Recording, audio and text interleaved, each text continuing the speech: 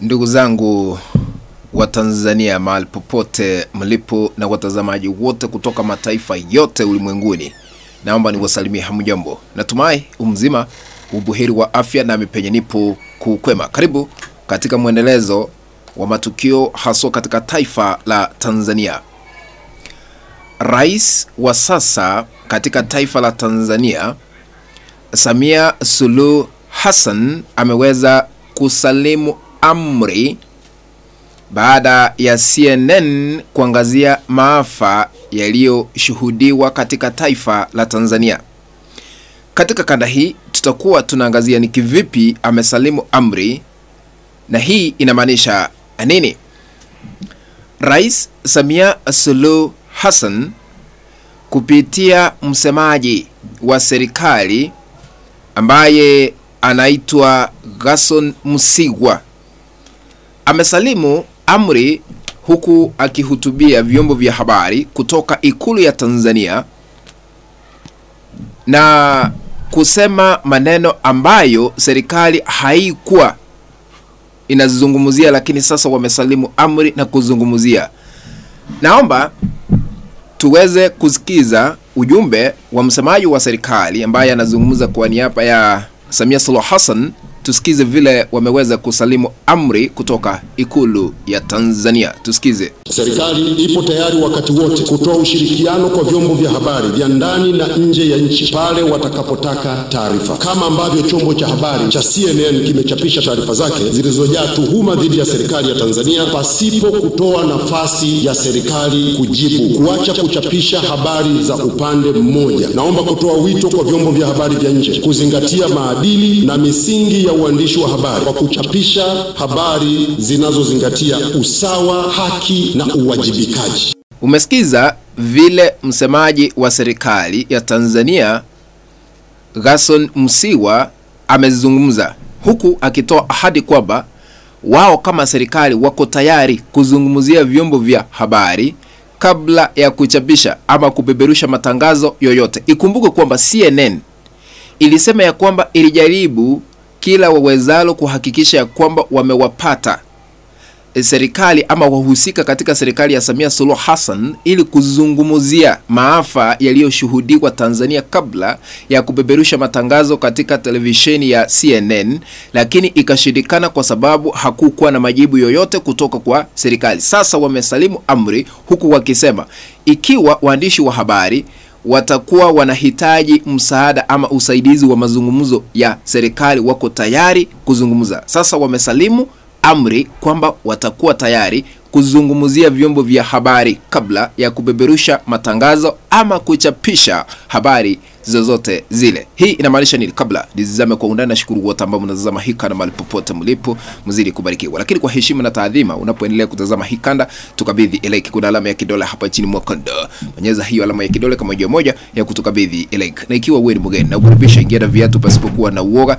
Ikiwa hauja subscribe, ungana pamoja na wageni ili muweze kusubscribe. Na pembeleza tu kuna kitufe pale chini ambacho kimeandikwa subscribe, bonyeza hicho kitufe ili kubadilishwa na kuandikiwa subscribed. Kando yake kuna kengele, bonyeza kengele ili kupata kanda zote pindi tu tunapoziweka katika mtandao huu wa Mokenya TV. Maana tunapoweka kanda mpya utakuwa unapokeza notification kufahamishwa kwa Mokenya TV ameweka kanda mpya ambayo inastahili kutazama. Sambaza hii kanda kwa grupu 1 2 3 katika mtandao wa WhatsApp na hata katika mtandao ule mwingine wa Facebook ili tuendelee kujulisha wengi tena zaidi. Without wasting your time, back to our analysis.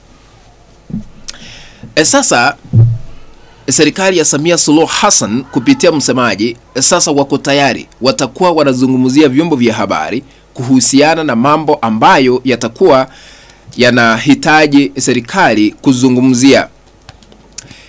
Hii ama haya yote yameweza kushuhudiwa baada ya kituo cha CNN kufichua siri kubwa kuhusiana na maafa yaliyoshuhudiwa nchini Tanzania na wahusika wale ambao waliweza kuhusika kwa maafa yale, kwa sababu kuna wengine ambao waliweza kuangamia kupitia risasi, kumaanisha ni maafisa polisi ambao walihusika kulingana na ripoti ya CNN, sio kulingana na mimi.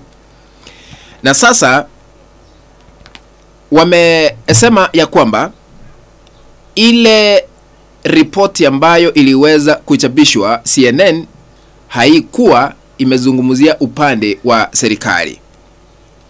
Sasa kuanzia leo watakuwa wanahakikisha ya kwamba wametoa habari ili kubalance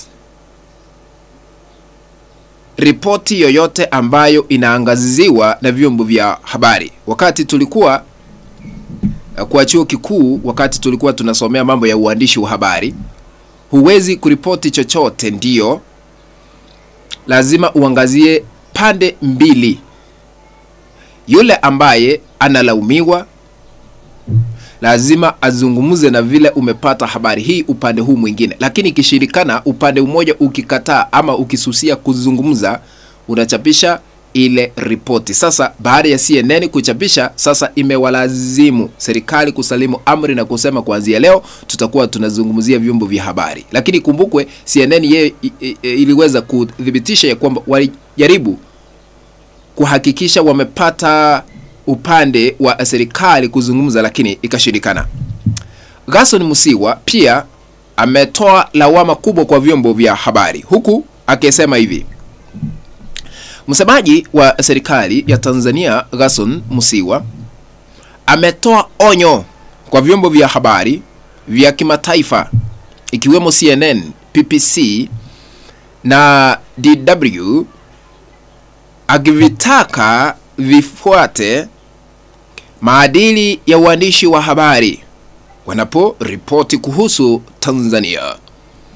Ametoa kauli hiyo jijini Dar es Salaam wakati wa mkutano wake na waandishi wa habari, akidai kuwa baadhi ya taarifa kutoka vyombo hivyo zinapotosha na haziheshimu taratibu za kitaaluma.